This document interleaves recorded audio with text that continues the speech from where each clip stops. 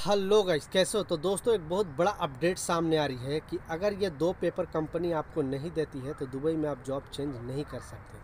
बहुत सारे मेरे वर्कर भाई यहाँ पे जॉब चेंज करने का ख्याल में रहते हैं या कंपनी बदलने का ख्याल में रहते हैं, बट सही गाइडेंस नहीं होने के कारण दोस्तों उन लोग के साथ प्रॉब्लम हो जाता है। या तो फिर कंपनी वीज़ा का पैसे मांगने लगती है या फिर उससे 1 साल का बैन भी लगा देती है। तो प्रॉपर एक्सप्लेन करने वाला हूँ, 2-3 मिनट का वीडियो है, लास्ट तक देखना ताकि आपको पूरी जानकारी मिल सके। तो दोस्तों, एक्चुअली है क्या कि देखिए, मान लिया अगर आपकी कंपनी कैंसिल कर भी दे रही है, आप जिस कंपनी में काम कर रहे हो, क्योंकि किसी को कम सैलरी की वजह से 6 महीना 7 महीना साल भर काम करता है, फिर सैलरी ज़्यादा मिलती है दूसरी कंपनी में, तो कोई भी वर्कर दोस्तों जाहिर सी बात है सोचता है कि मैं कंपनी चेंज कर लूँ।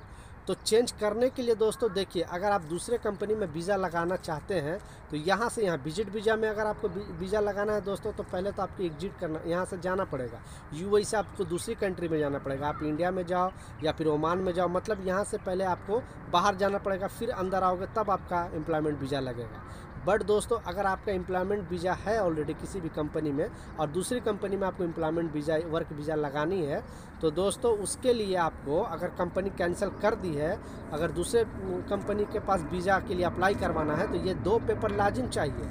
ये 2 पेपर अगर नहीं दे रही है वो कंपनी, तो आपका वीज़ा लगेगा नहीं, आपका दूसरा वीज़ा अप्लाई ही नहीं होगा। तो पहला जो पेपर है दोस्तों, वो है लेबर कार्ड कैंसिलेशन पेपर। ठीक है, ये याद रखना।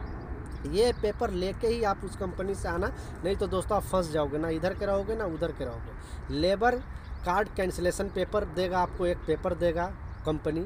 दूसरा दोस्तों इमिग्रेशन कैंसिलेशन पेपर। ये दोनों पेपर अगर कंपनी नहीं देती है तो आपका वीज़ा अप्लाई नहीं होगा। कैंसिल, आप तो घर जा सकते हो, नो प्रॉब्लम, बट दोस्तों यहाँ से यहाँ वीज़ा चेंज नहीं कर सकते हो, क्योंकि कोई भी ऑनर को दूसरा वीज़ा निकालने के लिए वो दोनों पेपर लाजिम चाहिए।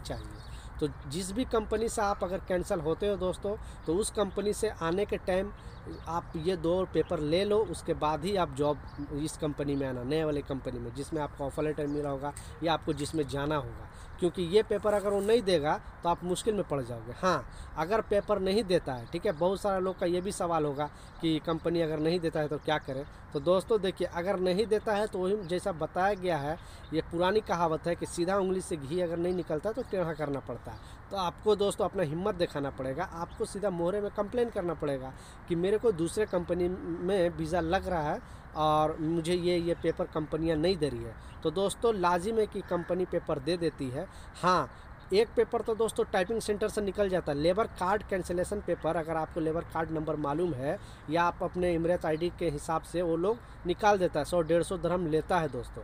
बट जो लास्ट वाला पेपर है दोस्तों, इमिग्रेशन, ठीक है, इमिग्रेशन कैंसिलेशन पेपर, वो सिर्फ ऑनर के पास आता है, जो भी वीज़ा का जो अप्लाई करता है उसके पास आता है, क्योंकि यूज़र आईडी दोस्तों उसका खुद होता है, और जब वो कैंसिल कराता है तो उसके यूज़र आईडी पे वो कैंसिलेशन पेपर गवर्नमेंट सेंड कर देती है। तो जब तक नहीं वो निकालेगी या फिर टाइपिंग सेंटर वाले को यूज़र और पासवर्ड नहीं देगी तो नहीं निकल सकता।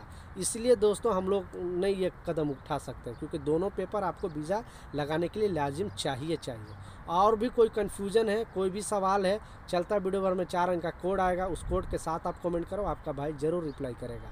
तो ये छोटी सी जानकारी था दोस्तों, मैं सोचा अपने वर्कर भाई के साथ शेयर करूं ताकि आप लोग भी सतर्क रहें और ये सब गलती भूल कर भी पहले से ना करें।